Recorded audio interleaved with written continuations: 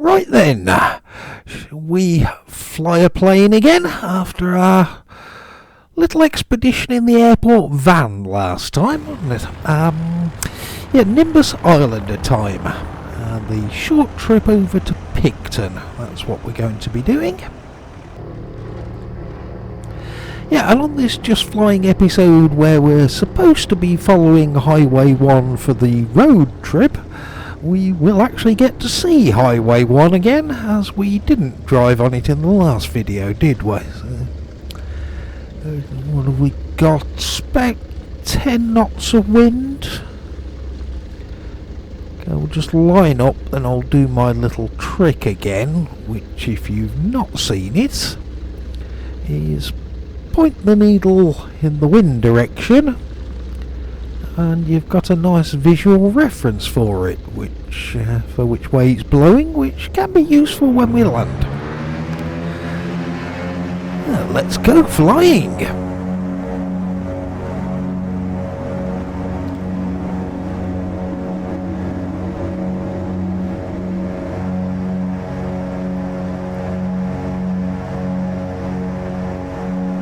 Up and away from Woodburn Marlborough Airport. And just over on the left, a little bridge there. Yeah, there it is. Yeah. I hear there was quite a bad accident a few days ago. Some idiot driving a van. Smoke, flames, yeah, all sorts of things happening. Yeah, quite bad apparently. Anyway, Omaka over there, which is the last place we did land a plane at. The town of Blenheim right next to it. I may have told you before, our coach driver lived there in Blenheim, so got to have a night in his own bed as we passed through. Then in the morning he picked us up and said, if any of you were out enjoying the nightlife last night, can you please tell me where it is, because I've lived here for 30 years and I still haven't found any yet. Yet quiet, that really is an understatement. As part of the package on this tour, we got our evening meals, well, and breakfast as well, all in the hotels that we stayed at. And after dinner I did have a little wander around outside, and seriously I saw one, maybe two people, that was it. If you like peace and quiet, that certainly is a place to consider moving to. Anyway, back to Highway 1, and Picton is just up this valley ahead. Highway 1 goes up there too, so that's where we'll pick up our road again. Although before that, just as we cross over this river, there's the small town of Tuamarina, where it says there was an original factory that later merged with two other businesses to become Marlborough Cheese.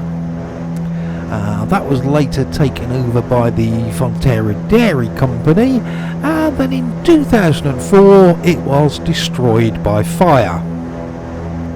And that was the end of the paragraph. Well, no, wait, you can't just leave it like that. Did they rebuild the cheese factory? Move the cheese? What happened? I like cheese. If we've lost an entire cheese factory, I'm going to be most upset. I need a cheese update of what the hell happened to the cheese and the cheese factory. Anyway, on up to Picton, which isn't as bad as some places for being misnamed due to its location. But the airport of Picton is quite a good distance from the town of Picton. You wouldn't want to walk it, let's put it that way. Yeah, you'll either be calling a taxi or flagging down a passing car and then in true Grand Theft Auto video game style, pulling the driver out, stealing their vehicle, and actually no, probably best to just call a taxi, isn't it? Slightly less hassle that way.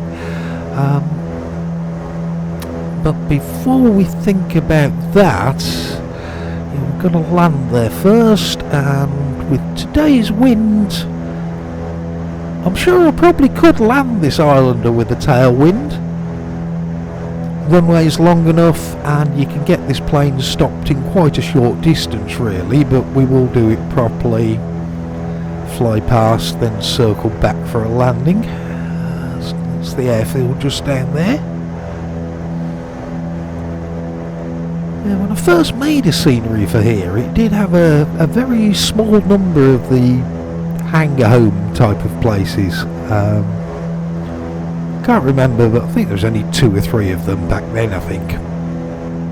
Then when I did this upgrade with some custom buildings and other things, they'd obviously sold some more plots of land there, and there were now a few more houses.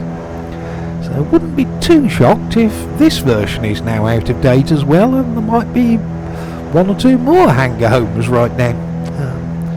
But such is life. Things do change at airfields. There probably are quite a few sceneries which are out of date a little bit and have changed over the years.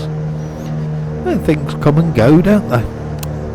But like cheese factories. Okay, turn around then and we'll follow Highway 1 back and then land where the Sounds Air terminal will be just off to our right at this end of the runway as we approach.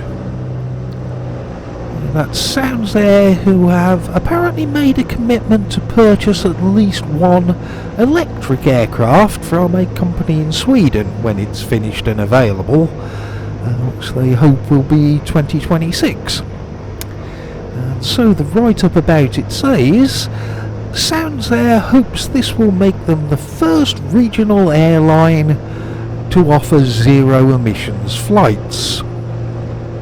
And yeah, okay, your flight might be zero emissions, but where does the electricity come from to charge your plane when you plug it in after you land? And has that bit been neglected on purpose from your advertising, I wonder?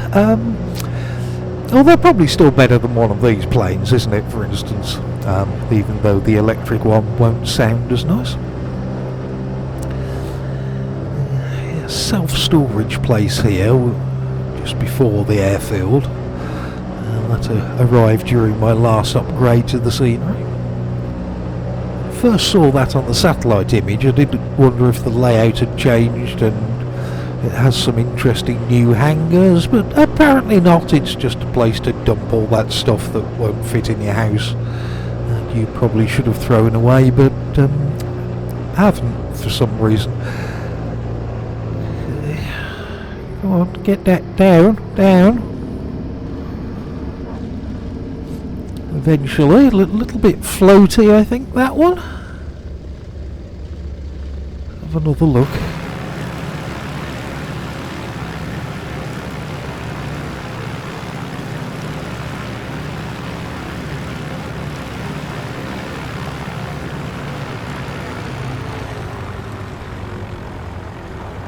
Yeah, a bit of floating going on there, but we're down on the grey bit and not the green bit, so yeah, that's good.